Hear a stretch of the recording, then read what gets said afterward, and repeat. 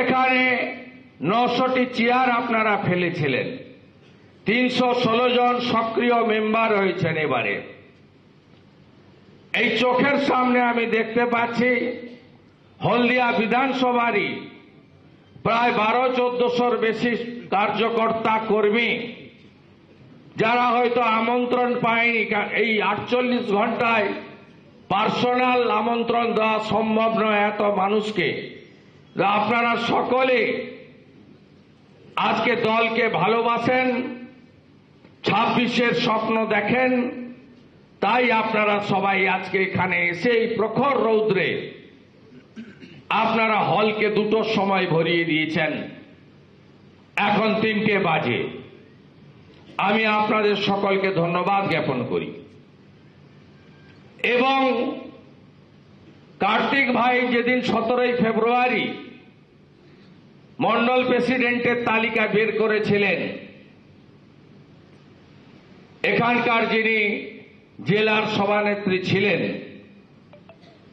সেদিন আমাকে একটা মেসেজ করেছিল যে আজকে আমি বিজেপি ছাড়লাম।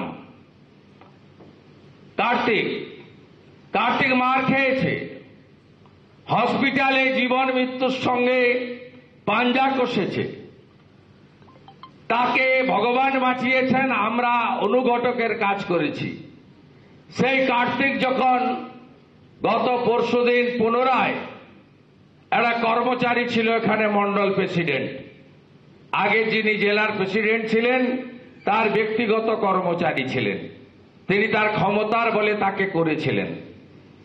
সেখানে কার্তিক যখন প্রেসিডেন্ট হয় পুনরায় আপনাদের সুপারিশে আমি তাকে ফোন করেছিলাম যে রাজনীতিটা আবেগ দিয়ে হয় না, 2টো শব্দ আমি মেনে চলি, একটা হলো ধৈর্য, আরেকটা হলো সহ্য। ধৈর্য এবং সহ্য যারা রাখতে পারবে রাজনীতি এবং আগামী দিন তাদের জন্য মসৃণ থাকবে। তাই আমি এই কথাটা আমার নেতৃত্বকে বলতে চাই, আপনি যদি প্রকৃত কার্যকর্তা হন, আপনার সামনে যদি আদর্শ লক্ষ্য ব্যক্তিবাদের উপরে থাকে, তাহলে আপনাকে সাময়িক হয়তো কষ্ট স্বীকার করতে হয়, কিন্তু আপনি পার্মানেন্ট শান্তি এবং সুখ পেতে পারেন। এই জন্য ধৈর্য এবং সহ্য এই 2টো শব্দকে আপনারা পাথেয় করে চলবেন। আমি ধন্যবাদ জানাবো রাজ্যের সম্পাদক এই জোনের, যিনি অন্যতম সাংগঠনিক দেখভাল করেন, নিরলস পার্টি কর্মী। কালকেই উনার সঙ্গে উনার এলাকায় আমি হোলি মানিয়ে এসেছি, হোলি উৎসব করে এসেছি, দোল উৎসব। উমেশ রায়জি, আমাদের আজকে নমিনেশন ছিল সংগঠন পর্বে, একটাই নমিনেশন আমি বলেছি, আইনজীবী মলয় সিনহা, টেস্টেড এবং ট্রাস্টেড মলয় সিনহা। আগামী দিনে যদি উনার নমিনেশনে কোনো ত্রুটি না থাকে তাহলে ধরে নেওয়া যেতে পারে উনি আগামী বিধানসভা নির্বাচনে সাংগঠনিক অভিভাবকত্বর জায়গাটা মলয়দার থাকবে। আমরা সম্মিলিত টিম কাজ করব।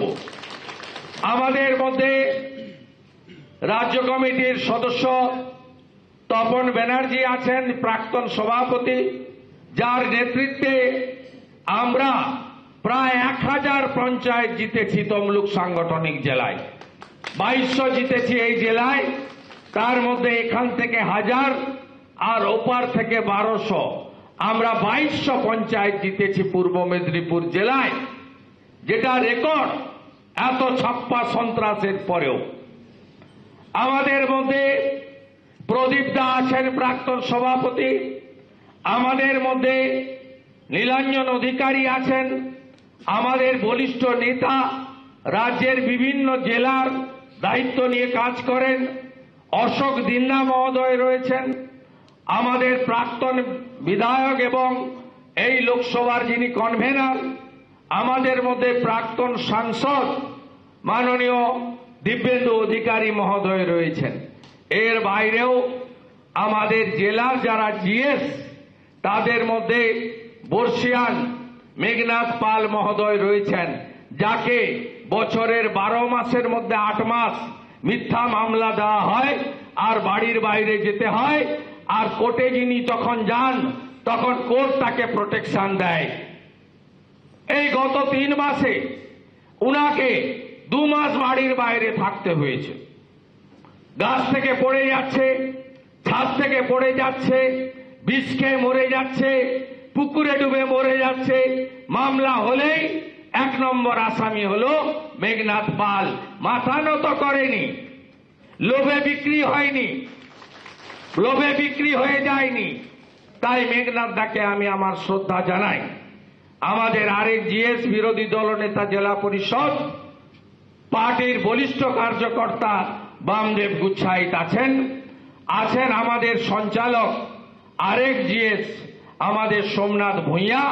নিচে বসে আছেন আরেক জিএস মহিষা দলের প্রিয় নেতা বিশ্বনাথ ব্যানার্জি। এবং এর বাইরে সুস্মিতা বোনও আছেন। আরেক জিএস আমাদের নন্দকুমারকে নেতৃত্ব দেন। সর্বোপরি সম্মানিত মঞ্চ সম্পাদকরা সবাই আছেন, অন্যান্য সবাই মোর্চারা ভাইরা বোনেরা আছেন।